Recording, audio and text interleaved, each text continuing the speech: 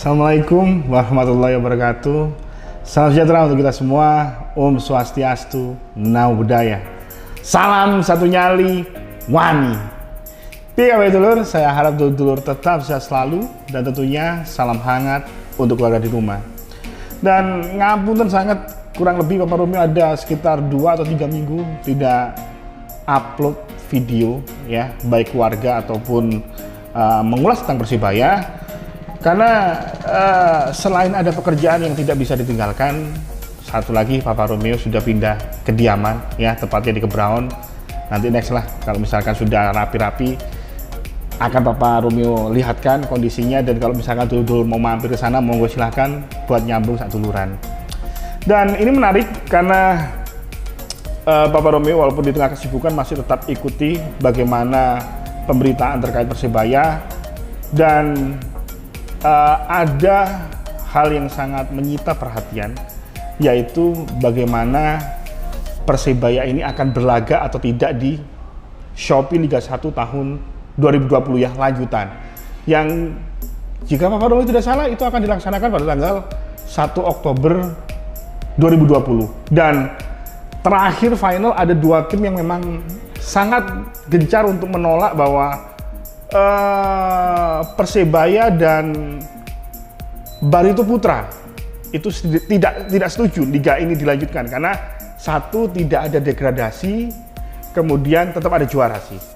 Tapi sekali lagi tanpa penonton. Kalau kita lihat bahwa kondisi sepak bola Indonesia tanpa penonton itu sangat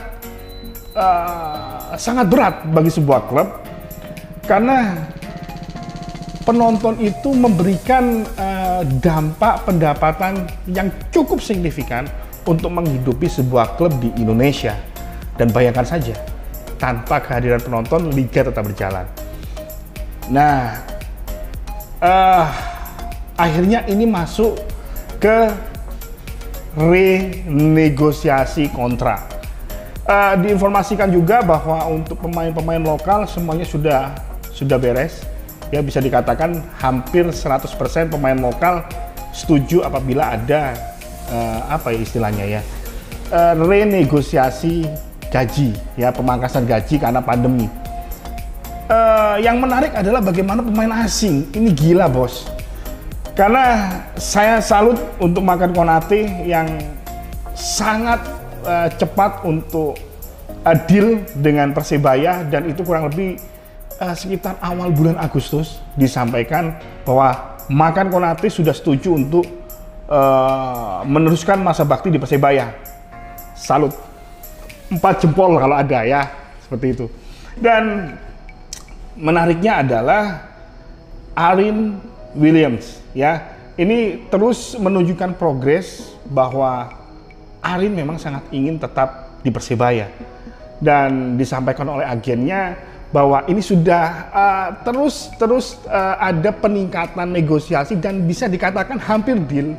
Dan kabar yang beredar dari dulur-dulur bonek menyampaikan bahwa Arin Williams ini sudah sedang dalam perjalanan ke Indonesia, karena kita tahu bahwa Arin Williams karena pandemi akhirnya harus balik ke Australia karena dipanggil oleh pemerintahannya. Dan ini yang cukup menarik. Masih ada kita memiliki 2 pemain asing. Ada goal getter kita, David da Silva. Well, siapa yang tidak tahu bagaimana David da Silva ini mengoyak gawang-gawang lawannya, ya, selalu ada di deretan teratas peraih gol terbanyak. Kemudian ada satu pemain asing yang memang masih baru mengenal culture persepak bolaan di Indonesia, Mahmud Eid. Tapi langsung ngecun, buktinya adalah membawa Persibaya mampu meraih gelar juara pre-season, yaitu Piala Gubernur Jatim tahun 2020. Kalau misalkan kita ditanya apakah Mahmud Eid dan David da Silva sangat penting, jelas bos, sangat penting sekali dan sangat krusial perannya di Persibaya. Tapi apakah lebih penting mana Persibaya atau kedua pemain ini? Papa Romeo bilang lebih penting Persibaya. Persibaya jauh di atas segala-galanya. kita tidak bisa pisahkan bahwa pemain juga butuh hidup dari sepak bola untuk menghidupi keluarganya. Ketika negosiasi tidak menemui titik sepakat, maka yang ada adalah perpisahan. Nah, seperti yang Pak Romi sampaikan tadi, apakah pemain asing ini, kedua pemain asing ini sangat berarti untuk Persebaya? Jelas. Tapi ketika memang Persebaya tidak memiliki cukup dana untuk merekrut kedua pemain ini dengan renegosiasi yang baru, kita pahami bahwa tanpa ada penonton ini, saya pikir Persebaya lebih dari segala-galanya. Dan tanpa dua pemain ini pun saya rasa itu tidak masalah untuk musim ini, ya. Karena sekali lagi yang Pak Romi sampaikan, tidak ada degradasi. Ada juara dan tanpa kehadiran penonton. Bagaimana Pak Romi membayangkan kondisi keuangan klub-klub di Indonesia ini? Gila. Jadi kesimpulannya adalah, saya tidak peduli apakah David, kalau misalkan David bergabung, Mahmud Ed bergabung, mantap. Tapi ketika memang Persebaya tidak memiliki kecukupan dana untuk merekrut dua pemain ini dengan negosiasi yang sangat baru ini, saya pikir nggak perlu dipaksakan. Kita punya Patrick Wangai kok, gitu loh. Dan nggak ada degradasi gitu loh. Jadi istilahnya walaupun kita kita terseok-seok atau kita mengandalkan local pride dan hasilnya memang masih kurang, ya nggak apa-apa sih, nggak ada degradasi gitu loh, nggak ada degradasi. Jadi Pak Romi bisa katakan season ini sangat aneh sih, sangat aneh karena itu tadi tidak ada degradasi. Jadi